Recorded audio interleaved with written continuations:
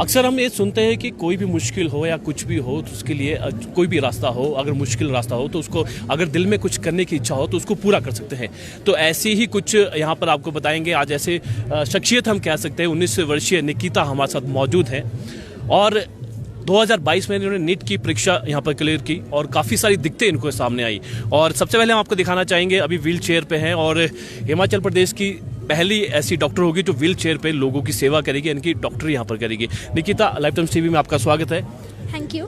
निकिता, जिस तरह से 2022 में आपने नीट यहाँ पर क्लियर की और कई बार अगर हम अपनी बात करें तो कुछ अगर हमको हो जाए तो हम जीवन से हार जाते हैं, पर आपने हार नहीं मानी, इसकी वजह?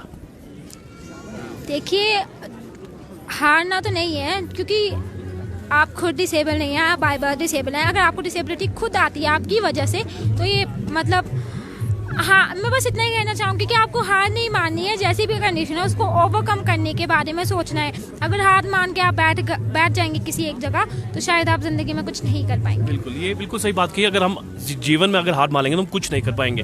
जैसे आप देख रहे हैं कि निकिता अभी व्हील चेयर पे है और काफ़ी सारी मुश्किलें यहाँ पर आई थी। जब टांडा कॉलेज में एडमिशन पहली बार लेने गई थी तो उनको मना कर दिया गया था। निकिता, क्यों मना किया गया था? आप टांडा कॉलेज में एडमिशन लेने गई थी, क्या वजह थी? पहले तो मैंने GMCI चंडीगढ़ से अपना मेडिकल बनवाया था, जिन्होंने मुझे 78% मेरी डिसेबिलिटी को वेरीफाई किया था और मुझे MBBS करने के लिए एलिजिबल कर दिया था। After that Tanda medical college में भी मेरा दोबारा मेडिकल हुआ जिसमें डिसेबिलिटी में वेरिएशंस आ गई, तो उनकी साइड से मैं MBBS करने के लिए अनएलिजिबल थी, तो उसकी वजह से एडमिशन नहीं मिला था। आफ्टर दैट मैंने हाई कोर्ट में रिट किया। हाई कोर्ट की तरफ से मुझे दोबारा जो है वो MBBS करने के लिए एलिजिबल कर दिया। हाई कोर्ट ने मुझे PGI चंडीगढ़ भेजा था जहाँ पे मेरी डिसेबिलिटी को दोबारा 78% वेरीफाई किया गया।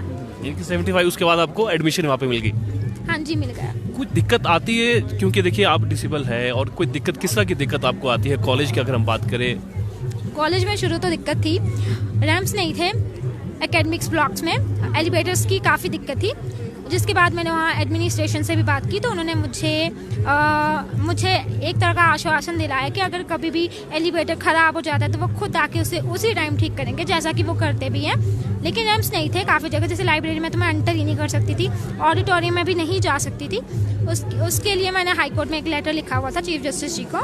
उसके बाद वहाँ पर रैम्प्स भी बन गए, एक्सेसिबल वॉशरूम्स भी बने हैं और एलिवेटर्स ख़राब हो जाते हैं तो वो उसको ठीक करते हैं।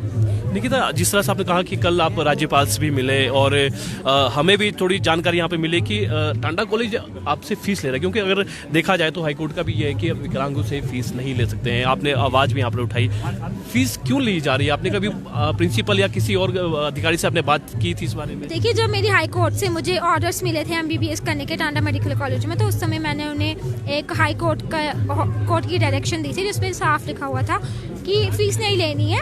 उस टाइम तो फीस लगी, लेकिन 1 साल हो गया, मुझे वहाँ से कोई रिस्पांस नहीं मिला। सेकेंड ईयर की भी फीस मैंने दी है और अब लगता है कि दोबारा हाई कोर्ट में रिट करनी पड़ेगी इसके अगेंस्ट। तो राज्यपाल से जब आप मिले तो राज्यपाल ने आपको किस तरह का आश्वासन दिया, क्या उन्होंने कहा? देखिए, राज्यपाल ने मुझसे पूछा कि टांडा मेडिकल कॉलेज कैसा है, कोई इनजस्टिस तो नहीं होता है वहाँ पे तुम्हें लेके, या कोई और प्रॉब्लम तो नहीं है। तो राज्यपाल जी को फीस के बारे में बताया तो उन्होंने कहा कि वो इस मैटर को खुद टेकअप करेंगे, क्योंकि 1 साल से अगर गवर्नमेंट की तरफ से कोई रिस्पांस नहीं आया है तो अब दोबारा गवर्नमेंट में ट्राई करने का कोई मतलब नहीं है। या तो राज्यपाल से खुद एड्रेस करेंगे या तो फिर हाई कोर्ट में जाके रिट करनी पड़ेगी। तो आपका जो सफ़र है, हमने देखा कि सुना भी, जैसे हम सुन रहे थे, काफ़ी संघर्ष आपने यहाँ पर किया है। आप पहली हिमाचल प्रदेश की ऐसी डॉक्टर होगी जो व्हील चेयर पर बैठकर जो यहाँ पर मरीज आएंगे, दूर दूर से मरीज आएंगे, उनका इलाज करेंगे। क्या कहना चाहेंगे आप जैसे और भी काफ़ी सारे जो स्टूडेंट हैं, काफ़ी हार मान जाते हैं अपनी ज़िंदगी से, क्या कहना चाहेंगे हमारे माध्यम से? देखिए, कभी कभी क्या होता है सोसाइटी में, जैसे लोग डिसेबिलिटी को लेके आपको कुछ भी कह देंगे, अपने रूल्स बता देंगे, कुछ भी।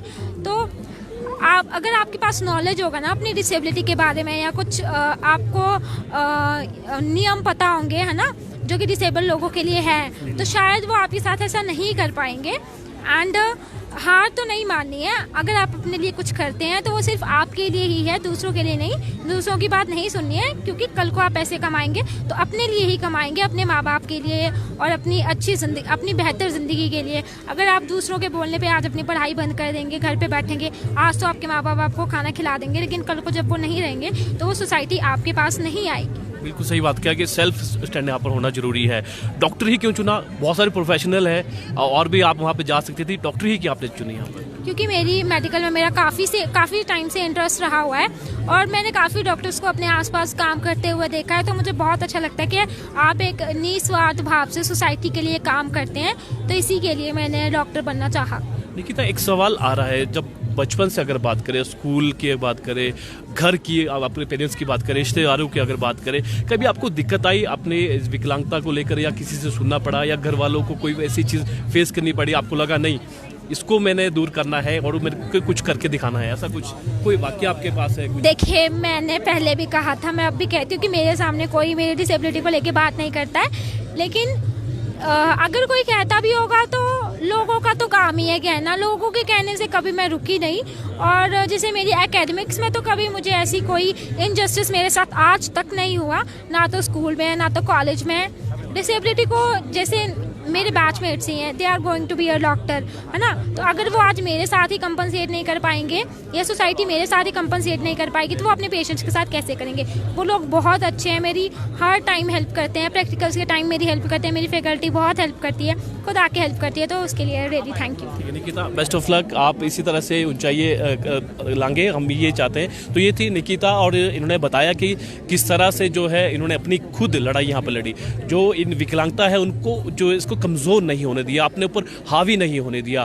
और इनका ये कहना है कि खुद सेल्फ डिफेंड यहाँ पर रहना चाहिए, क्योंकि अगर माँ बाप नहीं रहेंगे तो खुद के ऊपर अगर हम स्टैंड रहेंगे, खुद हम कमाएंगे, तो हम अपना पेट भर सकते हैं। तो फिलहाल अभी के लिए इतना ही, और ताज़ा जानकारी देते रहिए लाइव टाइम्स टीवी। धन्यवाद।